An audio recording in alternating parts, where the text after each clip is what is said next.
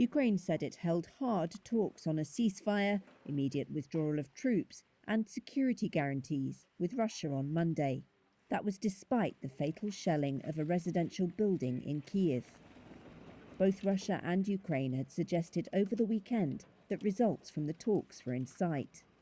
But Ukrainian negotiator Mikhailo Podolyak said he still believed Russia had, quote, a delusion that 19 days of violence against peaceful cities is the right strategy.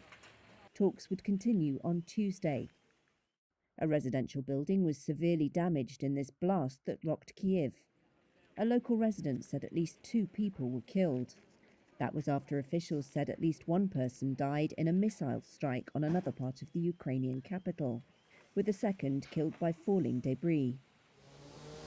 Russia denies targeting civilians in what it calls a special operation to demilitarize and denazify Ukraine. Ukraine and its Western allies call that a baseless pretext for a war of choice. Russia's defense ministry said at least 20 people were killed in the eastern Donetsk region by what it said was a Ukrainian missile with a cluster charge, though it has not provided evidence. Pro-Russian separatists who control the region said earlier a child was among those hit, calling it a war crime. A Ukrainian official denied the reports, which Reuters was unable to corroborate. The UN Human Rights Office said its monitors in Ukraine had confirmed the deaths of at least 636 civilians, including 46 children. The actual toll is likely much higher, it said.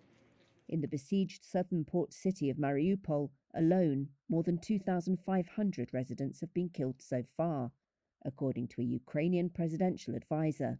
Reuters couldn't verify that figure.